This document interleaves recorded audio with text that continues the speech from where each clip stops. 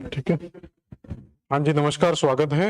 आज की क्लास में हम स्टार्ट करने जा रहे हैं एशिया के प्रमुख पर्वत, जिसके अंदर पर्वत, पठार, मैदान इत्यादि चीजों को पढ़ेंगे। मतलब एशिया की पूरी फिजिकल ज्योग्राफी के बारे में देखेंगे। इससे पहले की क्लासों में एशिया का रिवर सिस्टम हम कंप्लीट कर चुके हैं, एशिया का पूरा आउटलाइन को हम कंप्लीट कर चुके थे। अब ये लास्ट टॉपिक इसका बचा हुआ है, एशिया का फिजिकल। तो ये आप एटलस के अंदर देखेंगे तो एटलस में आपको एक फिजिकल मैप दिखाई देगा। तो इस फिजिकल मैप के अंदर जो डार्क ब्राउन कलर आपको दिखाई देता है, ये सब आपका माउंटेन्स वाला पार्ट रहता है। जितना भी ग्रीन कलर आपको दिखाई देता है, ये पूरे का पूरा आपका मैदानी क्षेत्र कहलाता है। और इसके बाद इसमें जो ब्लू कलर की लाइंस दिखाई देती है, नीली रंग की जो रेखाएं दिखाई देती हैं, ये सब नदियों के सिंबल होते हैं। तो यहाँ पर हमें तीन चीजों को कवर करना होता है। एक तो आपको जो डार्क साइड है वो आपके हैं माउंटेन्स, और जो लाइट ब्राउन है ये आपका प्लेटू या बेसिन रीजन होगा, और जो इसमें ब्लू कलर दिखाई दे रहा है वो नदियां हैं। और जो इसमें नदियों को मैं स्पेशली अलग से पढ़ा चुका था, यहाँ पर हम ज्यादा टारगेट नहीं करेंगे। और जितना ये ग्रीन कलर दिखाई देता है, ये पूरे का पूरा मैदानी क्षेत्र है। तो फिजिकल ज्योग्राफी के अंदर पर्वत, पठार, मैदान, ये तीनों चीजों को एक साथ कंप्लीट किया जाएगा। तो एटलस में आप लोग देखेंगे, साथ के साथ सारी चीजों को कंप्लीट करेंगे। तो सबसे पहले हमें क्या करना है, इंडिया के बारे में हम यहाँ पर अभी नहीं पढ़ेंगे। तो आप जो स्टार्टिंग पॉइंट इसका है, थोड़ा टिपिकल रहता है ये पढ़ने में, तो इंडिया के ऊपर जाएंगे। तो इंडिया के जैसे ही आप यहाँ पर जम्मू कश्मीर वाला बेल्ट देखेंगे, तो जम्मू कश्मीर के ऊपर ही यहाँ पर हमें जो स्ट्रक्चर मिलता है पूरे का पूरा, ये पूरे का पूरा स्ट्रक्चर देखोगे, इसे हम कहते हैं हिमालय। तो इसी के ऊपर हमें किसकी संरचना मिल जाती है, हिमालय की संरचना मिल जाएगी। तो जम्मू कश्मीर के ऊपर ही हम जाएंगे, भारत में हमें किसकी संरचना मिल जाती है, हिमालय का स्ट्रक्चर मिल जाएगा। इसी हिमालयन स्ट्रक्चर के ऊपर ही आपको जो लद्दाख वगैरह के बेल्ट हैं, वहां पर आपको एक रेंज मिल जाएगी जिसको कहा जाता है काराकोरम रेंज। तो यहीं पर हमें मिलेगी काराकोरम रेंज। तो हिमालय के जस्ट ऊपर ही जो ट्रांस हिमालय का पार्ट हम पढ़ते हैं, उसको कहते हैं काराकोरम रेंज। और इसी काराकोरम रेंज के ऊपर यहां पर हमें मिलता है पामीर्स, या जिसको कहा जाता है पामीर का पठार। तो इसी काराकोरम रेंज के बिल्कुल उत्तरी हिस्से में अगर हम जाएंगे, तो यहाँ पर आपको एटलस में अगर आप देखोगे फिजिकल में ओनली पामीर्स लिखा होगा, तो ये पामीर्स का पठार हमें मिल जाएगा। और इसी पामीर के पठार में अगर आप देखोगे तो इस पर एक हाईएस्ट पीक भी आपको मिलेगी। तो इसकी जो हाईएस्ट पीक मिलेगी वो है माउंट कम्युनिज्म। तो इसकी हाईएस्ट पीक को अगर आप देखेंगे तो माउंट कम्युनिज्म करके इसकी आपको हाईएस्ट पीक मिलेगी। तो पामीर के पठार की सबसे ऊंची चोटी का नाम क्या है, माउंट कम्युनिज्म। इसको पामीर की गांठ भी कहा जाता है, पामीर्स नोट के नाम से जाना जाता है। तो इसी को पामीर्स नोट कहते हैं या पामीर की गांठ कहा जाता है। ठीक है, गांठ को कहा जाता है नोट। तो पामीर्स नोट का मतलब क्या है कि इस पामीर वाले सेक्शन से ही, यहां पर हम देखेंगे इस पामीर वाले सेक्शन से ही हमें काराकोरम रेंज निकलती हुई दिखाई दे रही है। इसी पामीर वाले रेंज से ही यहां पर एक रेंज और हमें निकलती हुई दिखाई देती है, जो चाइना की साइड में चली जाती है। इसको कहते हैं कुनलुन, कुनलुन शान। तो पामीर के पठार से एक तरफ काराकोरम रेंज निकल कर जाती है, इसी पामीर के पठार के पूर्वी हिस्से से कुनलुन शान पर्वत श्रेणी निकलती है। और इसी के ऊपर वाले हिस्से में जाएंगे, इसी साइड जो आपको पर्वत श्रेणी मिलती है, इसको कहते हैं तियान शान। और इस तरफ हम जाएंगे तो यहां पर आपको बाद में पढ़ाऊंगा, इस तरफ से भी कुछ हिंदू कुश वगैरह, ठीक है, सुलेमान वगैरह की श्रेणियां निकल कर जाती हैं। तो इस तरीके से देखेंगे पामीर पूरे का पूरा एक नोट का काम करता है, एक गांठ का काम करता है, जिसके पूरब और पश्चिम दोनों तरफ से काफी पर्वत श्रेणियां आकर यहाँ पर मिलती हैं। इस साइड आपको हिंदू कुश और सुलेमान रेंज मिल जाएंगे, उसको बाद में पढ़ेंगे। यहाँ पर आपको काराकोरम रेंज मिल जाएगी, काराकोरम के ऊपर कुनलुन शान और उसके ऊपर तियान शान की रेंज मिल जाएगी। अब आगे समझे, जैसे ही आप कुनलुन शान के आगे जाएंगे, ठीक है, कुनलुन शान से इधर जाएंगे, यहां पर आपको एक रेंज मिल जाएगी जिसको कहते हैं अल्तुन, अल्तुन शान। तो कुनलुन शान के आगे जो रेंज मिलेगी उसको क्या कहा जाता है, अल्तुन शान के नाम से जाना जाता है। और ये पूरे का पूरा हिमालय का स्ट्रक्चर है हमारा। इसी हिमालय के स्ट्रक्चर के ऊपर हमें मिलता है तिब्बत प्लेटू, तिब्बत का पठार। तो तिब्बत का पठार आपका हिमालय रेंज के जस्ट ऊपर मिलेगा, चीन के अंदर स्थित है तुम्हारा तिब्बत का पठार, और इसी के अंदर आपको एक यहाँ पर कैलाश रेंज भी मिल जाएगी जो इसी ट्रांस हिमालय का ही पार्ट है। यहीं पर हमें कैलाश रेंज भी मिल जाती है, कैलाश रेंज। क्लियर हुआ? यहाँ पर ये सारी चीजें आपको मिल गई होंगी। तो यहाँ पर याद कैसे रखना, देखो बहुत ज्यादा कचड़ा टाइप का यहाँ पर माउंटेन्स का मिलता है, तो एक सिस्टम के साथ याद रखेंगे। आपको सबसे फर्स्ट पॉइंट याद रखना है पामीर का पठार। पामीर के पठार के पूर्वी हिस्से की स्टडी करेंगे, उसके बाद इसके पश्चिमी हिस्से की हम स्टडी करेंगे। तो पामीर के पठार के जब पूर्वी हिस्से की बात करेंगे तो सबसे पहले हमें याद रखना है काराकोरम रेंज। हिमालय को भी अगर नहीं याद रखोगे चल जाएगा। तो पामीर के पठार के पूर्वी हिस्से पर काराकोरम रेंज याद रखो। पामीर के पठार के काराकोरम के उत्तर में आपको कुल्लुन सांग मिल जाएगी। अब कुल्लुन सांग को टारगेट करना है। कुल्लुन सांग को जब टारगेट करेंगे तो कुल्लुन सांग से आगे जो पर्वत श्रेणी मिल जाएगी उसको क्या कहेंगे, अल्टुन सांग। तो कुल्लुन सांग और उसके बाद मिलेगी अल्टुन सांग। अल्टुन सांग के ऊपर, ये पूरे का पूरा अल्टुन सांग का ही क्षेत्र है। इसके बाद आपको मिलेगा नान सांग। ये सब शान के नाम से जितनी भी पहाड़ियां हैं ये सब आपको चाइना के अंदर मिलेंगे। तो कुल्लुन सांग के बाद अल्टुन सांग, और अल्टुन सांग के बाद मिल जाएगा आपको नान सांग। अब यहां पर देखें तो एक चीज आप देखेंगे तो कुल्लुन सांग अल्टुन सांग के बीच में एक क्वेदम बेसिन मिलेगा। तो इसी के बीच में ये आपकी कुल्लुन सांग की श्रेणी है। तो ये जो अल्टुन सांग की श्रेणी, कुल्लुन सांग के बाद अल्टुन सांग, और अल्टुन सांग के ऊपर नान सांग मिलेगा, और नान सांग के बीच में क्या मिलेगा हमें, क्वादन बेसिन मिलेगा। ठीक है, तो क्वादन बेसिन यहां पर याद रखेंगे। और इसी के बाद यहां पर अगर आप जाएंगे तो यहां पर एक आपको छोटा सा रेंज मिलेगी इस जगह पर, इसको कहते हैं अलासान। और अलासान के बाद इस साइड अगर आप जाएंगे यहां पर तो इस जगह पर फिर आपको एक माउंटेन रेंज मिलेगी जिसको कहते हैं त्यांगसान। तो ये पूरे का पूरा क्रम से याद रखना। यहां से याद रखेंगे, पहले मिलेगी कुल्लुन सांग के बाद जाएंगे तो अल्टुन सांग के बाद जाएंगे नान सांग के बाद अलासान के बाद त्यांगसान। ये 5 श्रेणियों का बिल्कुल आप क्रम याद रखेंगे किस तरीके से पश्चिम से पूर्व की ओर बढ़ेंगी। और अल्टुन सांग और नान सांग के बीच में क्या मिलेगा, क्वादन बेसिन मिलेगा। और इसके अलावा अगर आप अलासान के यहां पर देखते हैं तो अलासान के पास में यहां पर तिब्बत प्लेटू से एक नदी निकलकर आती हुई आपको दिखाई देगी इस तरीके से।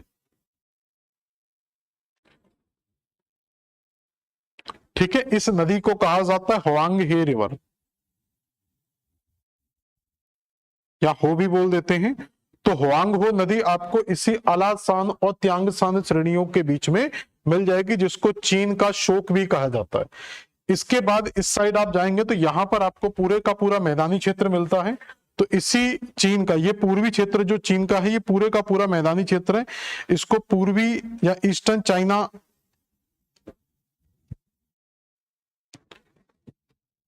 इसको हम ईस्ट चाइना प्लेन भी बोल देते हैं, ईस्ट चाइना प्लेन, पूर्वी चीन का मैदान। तो ये पूरे का पूरा मैदानी क्षेत्र है। यहाँ पर होंगवे नदी है, यहीं पर आपको यांगची नदी मिल जाएगी इसी जगह पर इस तरीके से। ठीक है, तो ये यांगची नदी मिल जाएगी, इसी के नीचे आपको सियांग नदी मिल जाएगी। तो ये 3-4 नदियां चाइना के अंदर आपको मिलती हैं। इन्हीं नदियों के द्वारा पूर्वी क्षेत्र में पूर्वी चीन सागर का निर्माण, पूर्वी प्लेन का मैदान किया गया है। अलासान के ऊपर अगर आप जाएंगे तो यहां पर आपको मंगोलिया का पठार मिल जाएगा, और इसी के पास में आपको मंगोलिया के अंदर ही गोबी डेजर्ट मिल जाएगा। तो अलासान को टारगेट रखना। तो अलासान के ऊपर ही मंगोलियन प्लेटू दिया हुआ है और अलासान के पास में ही गोबी का डेजर्ट दिया हुआ है। तो ये दोनों ही आपको मंगोलिया के अंदर। तो ये पहला हमारा होमवर्क कंप्लीट होता है। कहां से याद रखेंगे, पामीर नोट से याद रखेंगे। पामीर के बाद जाएंगे कुल्लुन, अल्टुन, नानसान, अलासान और त्यांगसान। फिर यहां पर आएंगे तो अल्टुनसान और नानसान के बीच में क्वादम बेसिन है, और नानसान और अलासान के ऊपर गोबी और मंगोलिया का पठार है, और इसी के बीच में आपको होंगे नदी, और सबसे पूर्व में जाएंगे तो पूर्वी चीन का मैदान आपको मिल जाएगा। तो ये पहली रेंज आपकी यहां पर कंप्लीट होती है। इसके बाद देखें, जब आप इस त्यान शान के ऊपर जाते हैं,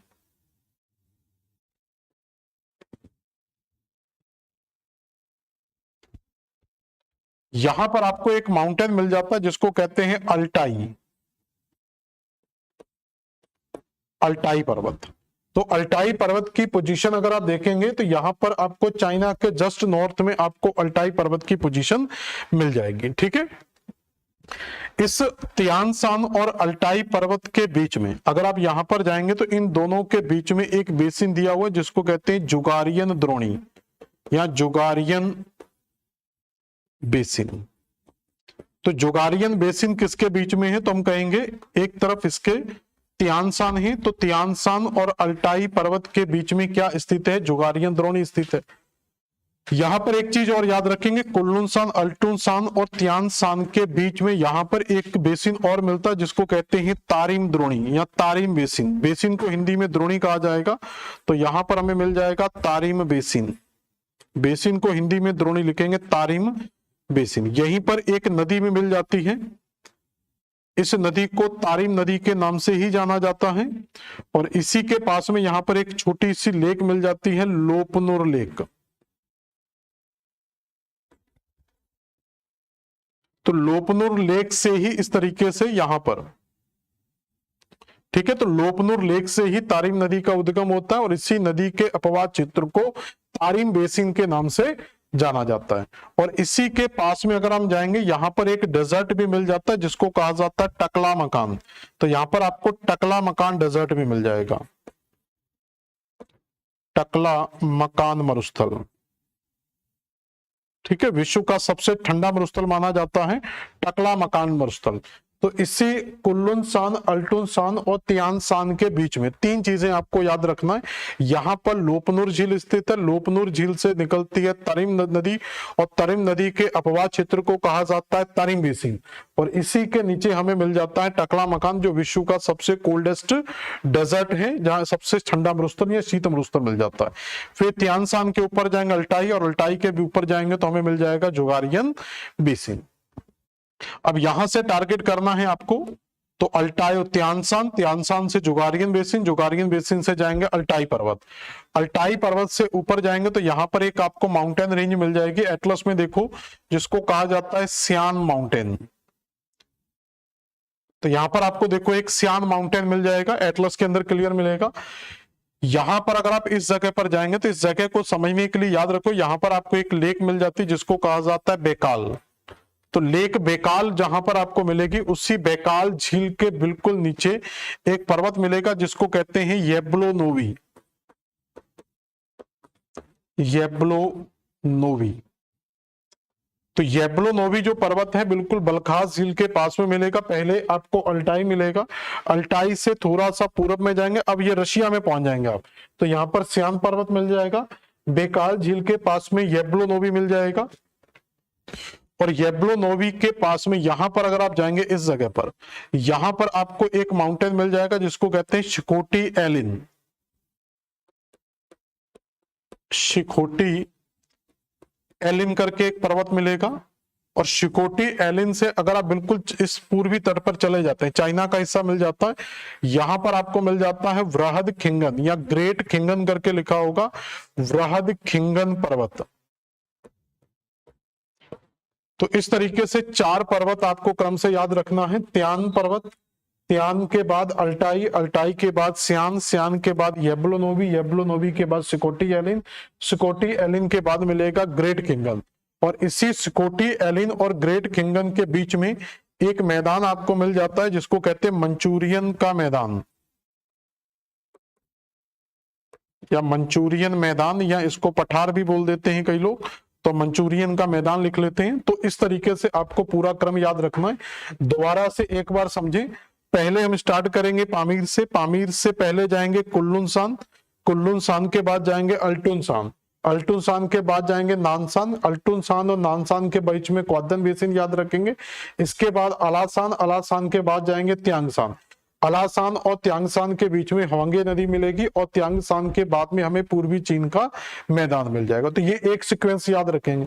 और इसी के नीचे पामीर के साथ ही आप यहाँ पर काराकोरम रेंज याद रख लेंगे, कैलाश पर्वत याद रख लेंगे, यहीं पर हमें तिब्बत का पठार मिल जाएगा।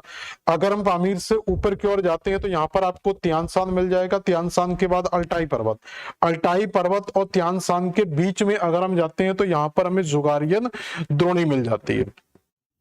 और इसी जुगारियन द्रोणी से ऊपर जाते हैं तो आपको सियान पर्वत मिल जाता है। सियान पर्वत के ऊपर येब्लोनोवी, बेकाल झील की पोजीशन याद रखेंगे, यहाँ पर आपको येब्लोनोवी मिल जाएगा।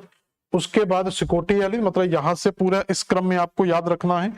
त्यान से अल्टाई, अल्टाई से सियान, सियान से येब्लोनोवी, येब्लोनोवी से सिकोटी, सिकोटी से ग्रेट किंगन, और दोनों के बीच में आपको मिल जाएगा मंचूरियन का मैदान। तो ये 2 स्टेप में आप पूरे का पूरा ईस्ट का माउंटेन्स रीजन और प्लेटू रीजन्स और प्लेन रीजन्स कंप्लीट कर सकते हैं, जब तक आप इनको सीक्वेंस में नहीं करेंगे।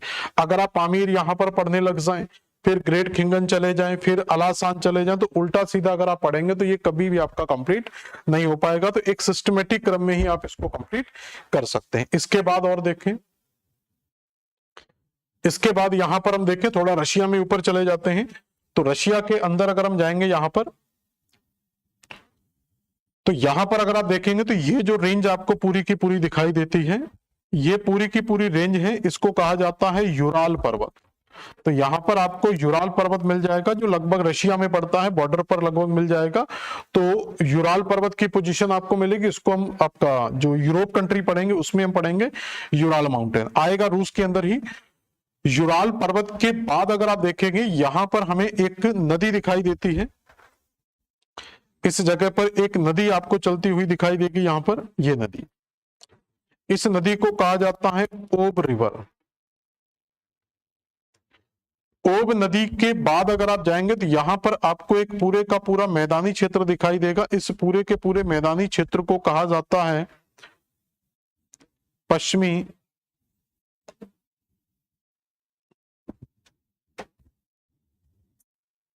साइबेरिया का मैदान, वेस्टर्न साइबेरियन प्लेन,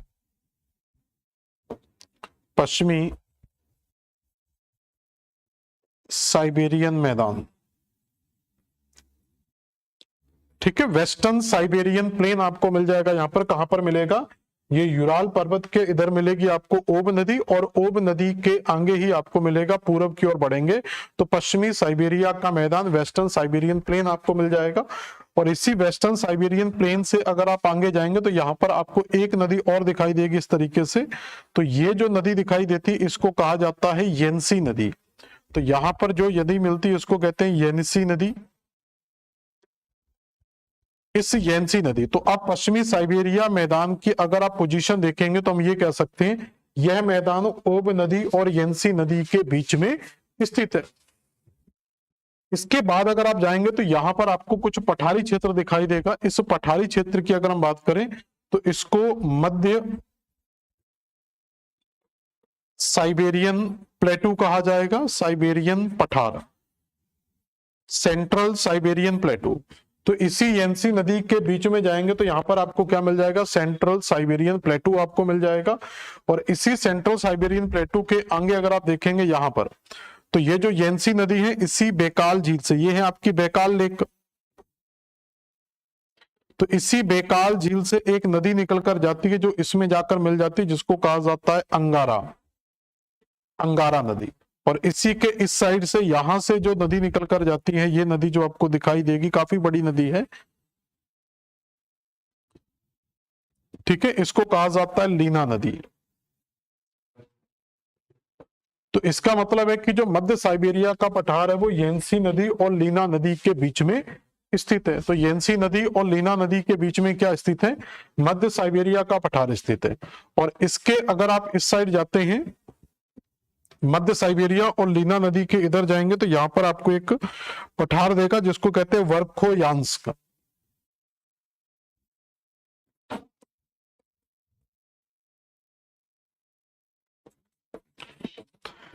तो एक चीज आप यहां पर समझ चुके हैं कि अगर हम रशिया के अंदर पश्चिम से पूरब की ओर जाते हैं तो ऊंचाई बढ़ती चली जाती है। पहले हमें मैदान मिलेगा, मैदान के बाद हमें पठार मिलेगा, पठार के बाद हमें पर्वतीय क्षेत्र मिलते हैं, और ये नदियां याद रखेंगे, ओब नदी, येंसी की सहायक नदी अंगारा, और उसके बाद लीना नदी, और उसके बाद आपको मिल जाएगा वर्खोयांग पर्वत, और वर्खोयांग पर्वत के आगे जाएंगे तो एक यहाँ पर कोलिमा पर्वत याद रखेंगे, ज्यादा यहाँ पर नहीं रखना है, कोलिमा पर्वत, बस ये 2-3 पर्वत यहाँ पर याद रखेंगे। तो कोलिमा पर्वत, और ये जो स्ट्रक्चर है इसको कह देते हैं कमचटका प्रायद्वीप, कमचटका प्रायद्वीप, कमचटका पेनिनसुला। और इस कमचटका पेनिनसुला के अंदर एक सर्डिनी माउंटेन मिल जाता है, इसको आप चाहो तो देख लेना, सर्डिनी माउंटेन करके मिलेगा। और एक दो माउंटेन आपको छोटे मोटे, देखो जब आप बहुत अच्छे से बेसिक कंप्लीट कर लेते हैं तो सेकंड डिवीजन में अगर आप जाएंगे तो थोड़े बहुत पर्वत अगर आपको मिलते हैं तो आप सेल्फ से भी थोड़ी बहुत मैपिंग को कंप्लीट कर सकते हैं। पहले आपको बेसिक स्ट्रक्चर समझ में आ जाना चाहिए कि हमें मैपिंग को किस तरीके से कंप्लीट करना है। तो पहले जो बेसिक चीजें हैं वो मैंने आपको कंप्लीट करा दी। अब आपको और ज्यादा इंप्रूवमेंट करना चाह रहे हैं तो इन्हीं चीजों में आप और ज्यादा मैटर को ऐड कर सकते हैं। जैसे जैसे आप एटलस पढ़ते जाएंगे, फर्स्ट राउंड में इतना कंप्लीट करो, सेकंड राउंड में 1-2 पॉइंट को और कंप्लीट करो, थर्ड राउंड में और ज्यादा कंप्लीट कर सकते हो। तो ये आपकी रशिया की कहानी पूरी होगी। इसके बाद देखें तो यहां तक की कहानी को हम समझ चुके हैं पूरे का पूरा। तो देखो जरा, हमने यहां से स्टार्ट किया था, ये था हमारा पामीर। तो अभी तक मैंने जो आपको बताया वो पामीर के ईस्ट का क्षेत्र बताया था। तो पामीर के ईस्ट में देखो एक बार समझ लो, तो ये पामीर का पठार है, तो पामीर के ईस्ट में हम 2 रेंज लेकर चलेंगे। एक रेंज हम हिमालय की मान लेंगे, उसके ऊपर काराकोरम रेंज, तिब्बत वगैरह का पठार, कैलाश रेंज को कंप्लीट कर लेंगे। उसके ऊपर दूसरे स्टेप में हम क्या करेंगे, कुल्लून को टारगेट करेंगे, कुल्लून सान, उसके बाद अल्तुन सान, अल्तुन सान के बाद नानसान, फिर अलासान, फिर त्यांगसान। इसी के बीच में जब ये रेंज पढ़ेंगे तो इसी के बीच में आपको क्वादन बेसिन मिलेगा, इसी के बीच में आपको मंचूरियन मैदान में, सॉरी गोबी का डेजर्ट और मंगोलिया मिलेगा। और चाइना के बिल्कुल ईस्ट में चले जाएंगे तो हमें ईस्ट चाइना प्लेन मिल जाएगा। सेकंड रेंज ये हो गई। तीसरी रेंज हम इसके ऊपर जाएंगे तो उसमें हमें त्यांसान मिलेगा, त्यांसान के ऊपर जुगारियन बेसिन मिलेगा, जुगारियन बेसिन के ऊपर जाएंगे तो अल्टाई पर्वत मिलेगा, अल्टाई पर्वत से और ऊपर जाएंगे सियान मिलेगा, सियान के ऊपर येब्लोनोवी बेकाल झील के पास में, येब्लोनोवी के और ऊपर जाएंगे सुकोटी आइलैंड, सुकोटी आइलैंड के और ईस्ट में जाएंगे तो चाइना के बिल्कुल ईस्टर्न पार्ट में ग्रेट खिंगन पर्वत आपको मिल जाएगा। और इसी के बीच में आपको मंचूरियन का मैदान भी मिल जाएगा। ये सेकंड रेंज हो जाएगी। थर्ड रेंज होगी 4 में आप पूरा रशिया को कंप्लीट कर सकते हैं। तो रशिया के वेस्ट से अगर हम स्टार्ट करते हैं तो रशिया के वेस्ट में सबसे यूराल पर्वत है, यूराल पर्वत के बाद ओब नदी, ओब नदी के बाद मैदानी क्षेत्र जिसको पश्चिमी साइबेरिया का मैदान, उसके बाद येंसी नदी, येंसी की सहायक नदी अंगारा, उसके बाद अगर आप जाएंगे तो आपको सेंट्रल साइबेरियन प्लेटू, उसके बाद अगर हम जाएंगे लीना नदी, लीना नदी के बाद वर्कोयांस्क पर्वत, और उसके बाद आपके कोलिमा पर्वत मिल जाएगा। और इस तरीके से आपका रशिया भी कंप्लीट हो जाता। तो ये पूरे का पूरा इस साइड जो हमने कंप्लीट किया है वो पूरे का पूरा ईस्टर्न पार्ट कंप्लीट होता है। अब ईस्टर्न पार्ट के बाद हम सेकंड राउंड लेते हैं, वो है हमारा वेस्टर्न पार्ट। तो वेस्टर्न पार्ट को जब हम यहां पर कंप्लीट करेंगे तो वेस्टर्न पार्ट के अंदर अगर आप जाएंगे तो सबसे पहले यहां पर आपको जो माउंटेन रेंज मिलेगी इस जगह पर, इस माउंटेन रेंज को कहा जाता है हिंदू कुश, हिंदू कुश पर्वत। ठीक है, अफगानिस्तान वाला बेल्ट आ जाएगा लगभग यहां पर। तो अफगानिस्तान और पाकिस्तान के बॉर्डर के साथ लगी हुई और इधर ये ईरान तक को टच कर जाती है। तो अफगानिस्तान से ईरान को टच करेगी, नीचे थोड़ा सा पाकिस्तान को टच करेगी, इसमें मिल जाती है हिंदू कुश पर्वत। तो एक रेंज यहां पर हिंदू कुश निकल कर जाएगी, इस टारगेट में याद रखेंगे। हिंदू पामीर के दक्षिणी हिस्से से यहां पर पाकिस्तान की तरफ में सिंधु नदी, ये आपकी इंडस रिवर यहां पर हो जाएगी। इंडस नदी के पश्चिम में अगर आप जाएंगे तो यहां पर सुलेमान रेंज आपको मिल जाएगी।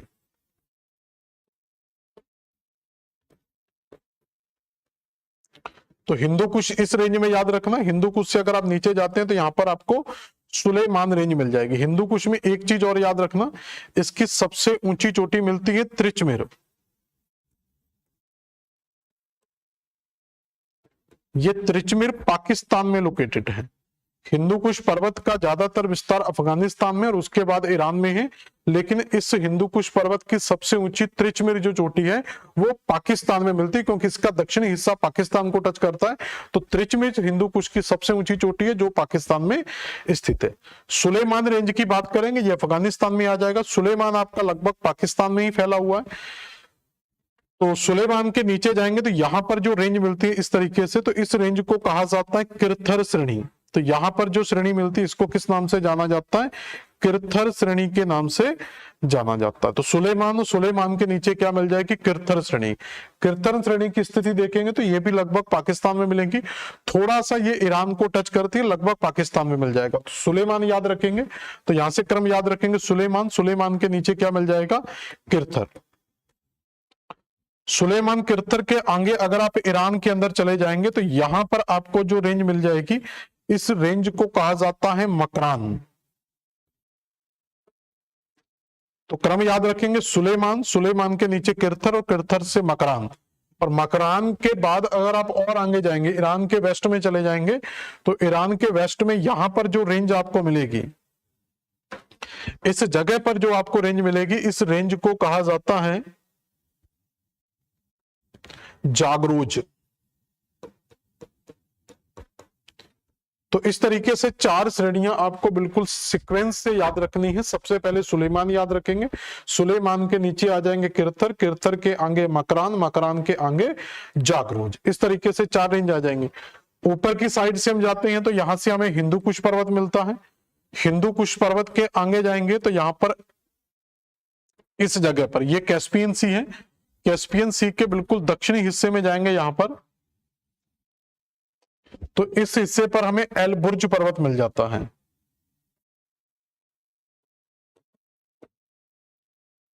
तो यहां पर हमें क्या मिल जाता है? एल बुर्ज पर्वत। तो पहले मिलेगा हिंदू कुश, हिंदू कुश के आगे जाएंगे तो एल बुर्ज पर्वत। तो ये एक रेंज आपकी पूरी की पूरी इस तरीके से चलेगी और इधर से एक रेंज आपकी इस तरफ से चलेगी। जब ये रेंज आगे कंटिन्यू करेगी तो यहां से जो जागरोज रेंज है ये भी काफी लॉन्गेस्ट रेंज है, और इधर से एल बुर्ज रेंज है, ये सब जाकर एक जगह पर मिलेंगे। यहां पर एक छोटा सा पार्ट है, यहां पर इसको यहां पर बना सकते हैं।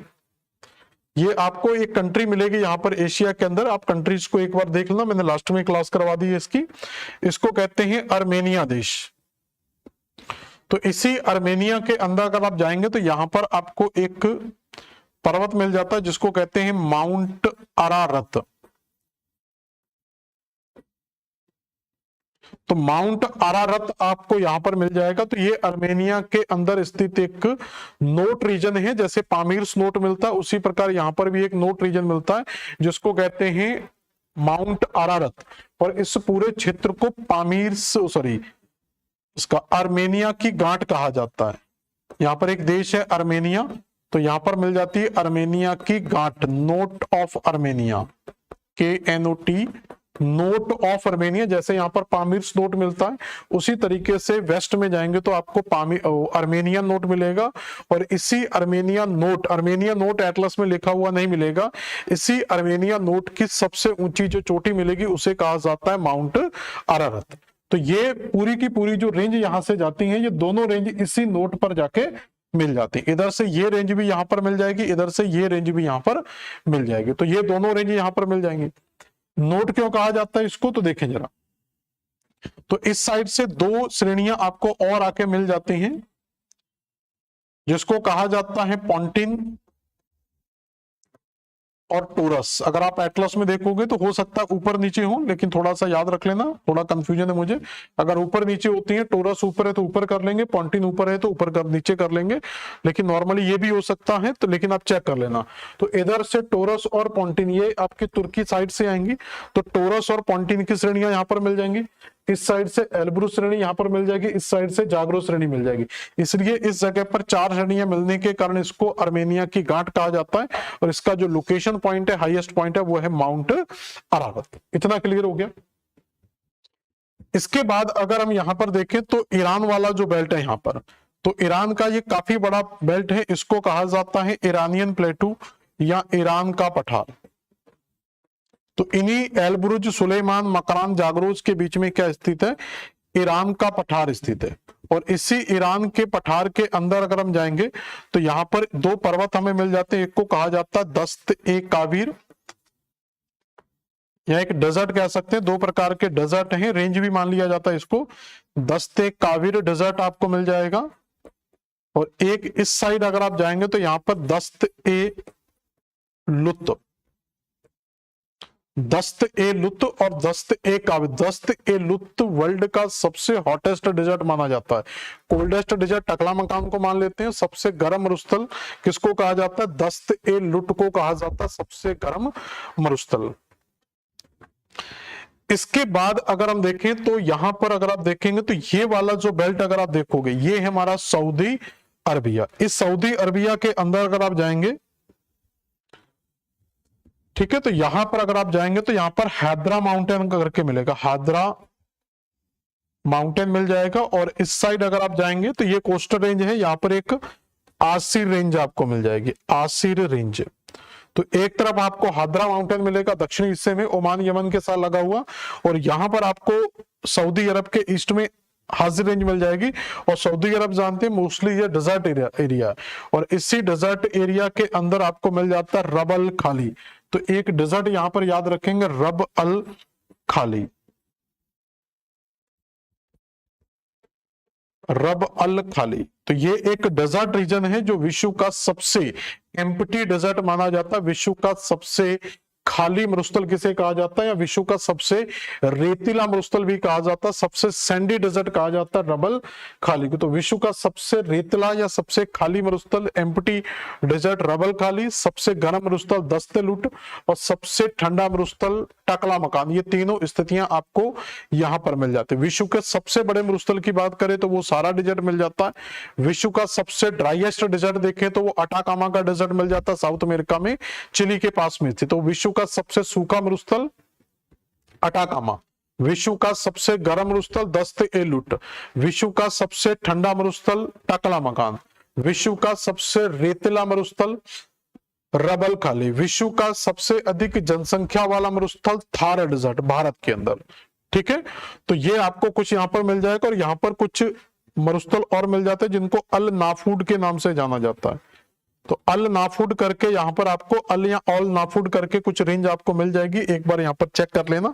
तो ये लगभग आपकी जो इंपोर्टेंट मैटर था वो मैंने यहां पर आपको कंप्लीट करवा दिया है। इसके साथ अगर आप इसको और डिटेल से पढ़ना चाहते हैं तो इसी को आप एटलस की मदद से आप और ज्यादा इंप्रूवमेंट कर सकते हैं। मैं सारी चीजें नहीं करवा रहा हूं अभी, लेकिन इतना आपका हो जाएगा कि आपको ये मालूम पड़ जाएगा कि हमें मैपिंग को किस तरीके से पढ़ना है। इंप्रूवमेंट आप जितना मर्जी इसके अंदर कर सकते हैं। जैसे यहाँ पर आप हाजिर रेंज हदरा माउंटेन देखेंगे तो हो सकता है यहाँ पर छोटा मोटा माउंटेन्स आपको और भी मिल जाए, ठीक है ना। इसी प्रकार यहां पर अगर आप जागरोस को देखेंगे, यहां पर देखेंगे तो छोटा मोटा माउंटेन हो सकता है आपको यहां पर और भी मिल जाए, साथ में छोटी मोटी नदी मिल जाएगी, लेक मिल जाएगी। जैसे यहाँ पर हिंदू कुछ पर्वत से ही एक यहाँ पर ये जो स्ट्रक्चर दिखाई दे रहा है, ये जो स्ट्रक्चर आपको दिखाई दे रहा है, ये नदी का डायरेक्शन आपको जो दिखाई दे रहा है, इसको कहा जाता है, यहाँ पर एक लेक है, ठीक है, उसी लेक के अंदर ये हिंदू कुछ से निकल कर आती है, इसको हेलमंड रिवर कहा जाता है, हेलमंड।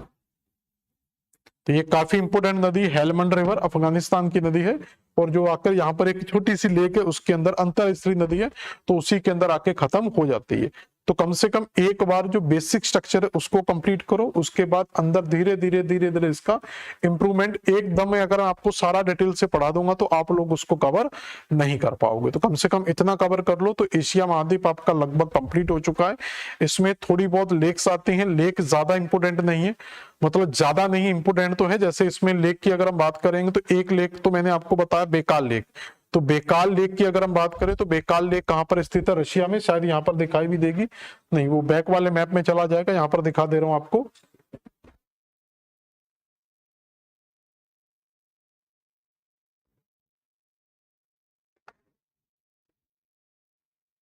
देखो यहां पर, तो यहां पर जो लेक्स की बात करेंगे तो आपको एक यहां पर बेकाल लेक मिल जाती है। बेकाल लेक की अगर हम बात करें तो ये विश्व की सबसे गहरी झील मानी जाती है, बेकाल झील को विश्व की सबसे गहरी झील माना जाता है। इसके अलावा यहां पर अगर हम बात करेंगे तो आपको अफगानिस्तान के अंदर, यहां पर अगर आप जाएंगे तो कजाकिस्तान के अंदर, थोड़ा सॉरी अफगानिस्तान में नहीं, कजाकिस्तान में आपको एक बलखास झील मिल जाती है।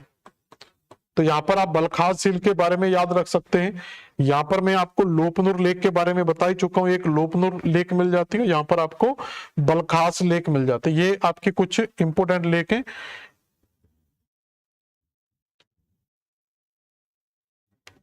ठीक है, ये आपका, और यहां पर आपको जो मिल जाता है वो है आपका अरल सागर, अरल सी। तो यहाँ पर अरल सागर मिल जाता है। अरल सागर के बीच में यहाँ पर दो नदियां आती हैं जो अरल सागर में जाकर मिल जाती हैं। तो इसको सर दरिया, ऊपर नीचे हो सकती हैं, देख लेना एक बार। इसको कहते हैं आमू दरिया।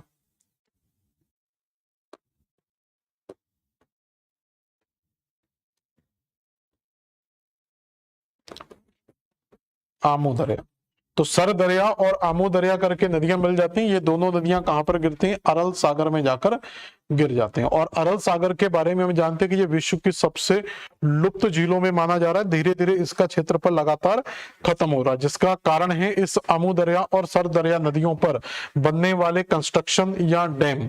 तो इन पर बनने वाले डैम के कारण समुद्र को, जो नदियों का पानी है, वो अरल सागर तक पहुंच ही नहीं पा रहा है, इसलिए इसको विश्व की लुप्त प्राय झीलों में शामिल किया गया। धीरे धीरे इसका एटलस में देखोगे आपको इमेज दिखाई देंगी, तो धीरे धीरे इसका क्षेत्रफल क्या है, काफी ज्यादा कम होता जा रहा है। इसके बाद यहां पर आपको कैस्पियन सागर मिल ही जाता है, ये कैस्पियन सी के बारे में याद रखेंगे। इसके बाद यहां पर तुर्की के अंदर जाएंगे तो एक उर्मिया लेक आपको मिल जाएगी यहां पर, ठीक है। और यहां पर आपको वॉन लेक मिल जाएगी, जो विश्व की सबसे लवणीय झील मानी जाती है। विश्व की सबसे लवणीय झील वॉन लेक, या वॉन गोलू भी बोल देते हैं इसको।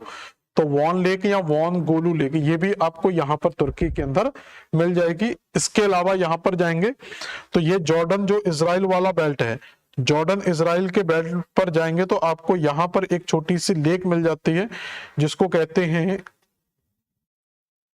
मृत सागर, डेड सी। तो मृत सागर आपको जॉर्डन इजराइल के बॉर्डर पर मिल जाएगी, जो विश्व की सबसे लोएस्ट लेक है, विश्व का सबसे नीचा स्थान माना जाता है। हाईएस्ट टेम्परेचर भी यहाँ पर मिल जाता है। तो ये मृत सागर यहाँ पर आप याद रखेंगे। इसके अलावा कोई खास झील यहाँ पर हमें मिलती नहीं है। कोशिश करेंगे कि आप इनसे झीलों को कंप्लीट करें, लेकिन अगर लगता है तो आप कमेंट में बताएं कि हमें लेक्स को भी पूरा डिटेल से पढ़ना है, तो मैं एक क्लास आपको लेक्स की अलग से पढ़ा दूंगा। अगर आपकी रिक्वायरमेंट है तो आप कमेंट में मुझे बताएंगे आज, तो उसके बाद मैं ये क्लास आपको कंप्लीट करा दूंगा। अभी हमारा मैपिंग का सेक्शन चल रहा है, जैसे ही कुछ दिनों में ये मैपिंग का सेक्शन कंप्लीट हो जाएगा तो हम वर्ल्ड ज्योग्राफी के टॉपिक पर आएंगे, क्लाइमेटोलॉजी के अंदर, और उसके बाद जियोमॉर्फोलॉजी, ओशनोलॉजी, ये सारे टॉपिक आपको यूट्यूब पर कंप्लीट करवाए जाएंगे। तो आज की क्लास यहीं पर खत्म करते हैं। धन्यवाद, मिलते हैं कल।